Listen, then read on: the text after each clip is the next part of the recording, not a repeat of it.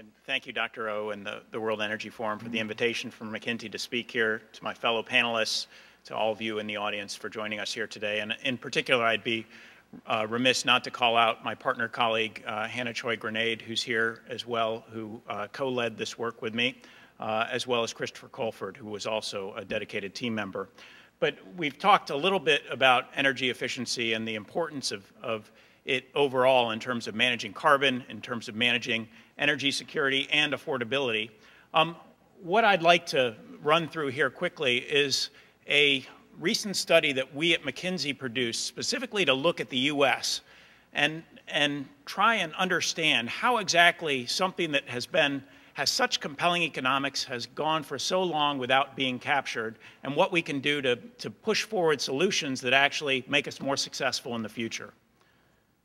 So many of you have seen our cost curve work historically. We've done this at a global level to try and understand if you wanted to take carbon out of the economy, where would you look, how much could you get, and at what cost?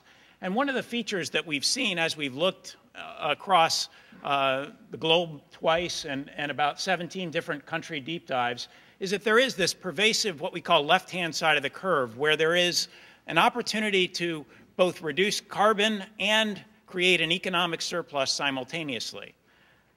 One of the big issues is that, economists would argue that there simply aren't, dollar bills or 20s lying around that haven't been picked up, and there must be some barriers there that impede capture. And what we tried to do in this work was specifically to understand, first, where does that potential exist, really at a quite granular level within the economy. Then, more importantly, understand the specific barriers that exist, as well as the solutions that we've tried and are emerging that can help us unlock its potential going forward. There's a series of caveats that I need to just kind of call out as I run through the data here. But, first I would say this analysis focused solely on stationary sources of energy, so we excluded transportation.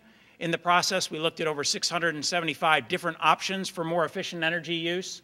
They were all existing technologies off the shelf today. We focused on productivity, not changes in lifestyle. And then finally, we did apply a common economic treatment and looked solely at NPV positive applications. I would caveat and say everything that I'm going to talk about here is not necessarily a forecast of what we'll capture. It is the economic potential that exists. And what we really want to do is understand how to get at that potential and unlock it here.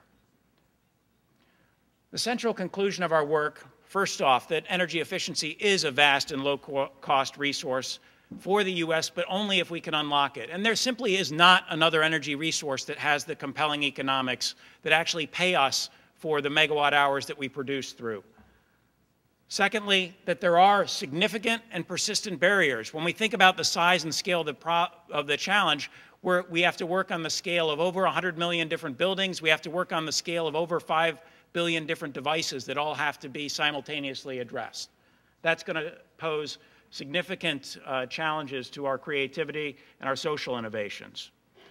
However, if we execute this at scale, the U.S. could save up to $1.2 trillion in energy that it is going to waste here going forward for an upfront investment of $520 billion. Okay, so there are incredibly compelling economics behind pursuing energy efficiency. And when we try to dimensionalize that in terms of the overall energy supply in the United States, that constitutes about 23% of our forecasted energy consumption in 2020. And would account for roughly a reduction of 1.1 gigatons of carbon emissions. Just to put that in dimensions, 23% reduction would be on par with all of the stationary energy consumed in Canada being completely eliminated. 1.1 gigatons of carbon reduced would be the equivalent of taking all of the passenger vehicles in the United States off the road. So all cars and light trucks taken off simply through economic investments that are available today. Just some dimensions when you take a look at the overall size of the opportunity here.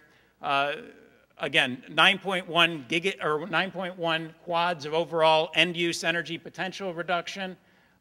It is concentrated in both the commercial and residential space, but even in the industrial space, where people often say there's obviously a strong incentive for industry to pursue the most economic options, we still find sizable potential reductions on the order of 20%.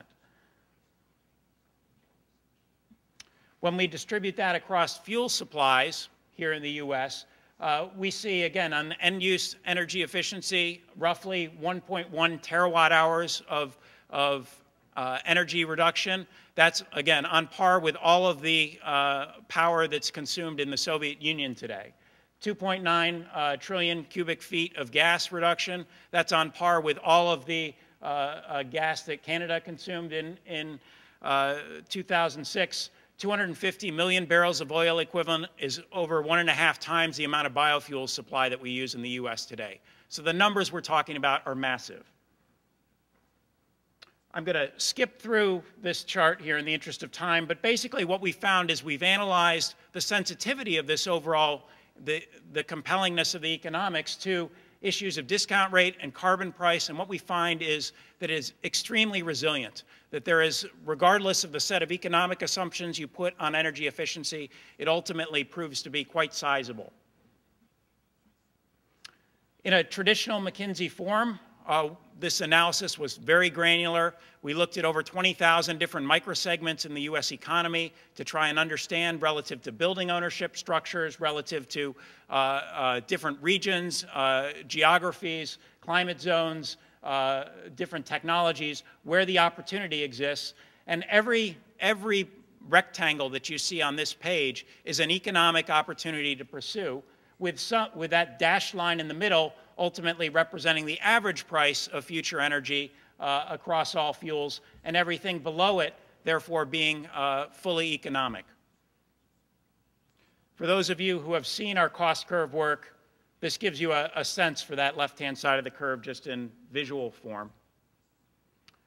We organized the analysis to look at specific clusters of opportunities because as we broke apart into such granular detail, we found that the solutions aggregated up into logical sets that needed to be addressed and could be managed at a policy level. And ultimately, we identified 14 different clusters of opportunities that looked at things like low-income homes, looked at things like new build versus retrofit, et cetera, in order to understand what are the mechanisms and solutions that are most apropos, as well as how to think about the amount of effort that needs to be put at each one of these different areas. There are some fundamental challenges around energy efficiency, and certainly Jon summarized these nicely in his discussion. The upfront capital outlay is significant. It is quite fragmented. We think about it in terms of being low mind share and difficult to measure as other attributes here. And one of the unique contributions that this particular analysis did was to start taking apart the solution sets and the individual barriers that exist and matching those two together.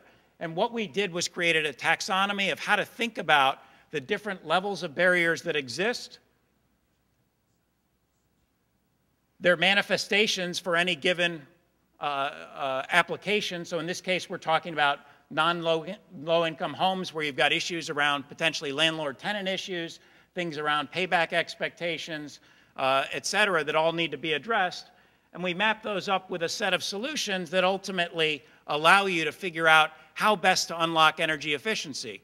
What we found is that historically, we've been quite piecemeal in terms of our overall approach to unlock, and invariably we left different levers that needed to be addressed unaddressed in our analysis or in our actual implementation, and that it's when we start creating coordinated sets of approaches and aligning policies to address all the different barriers that we start seeing the scale up and success that's really required in order to fully unlock this potential.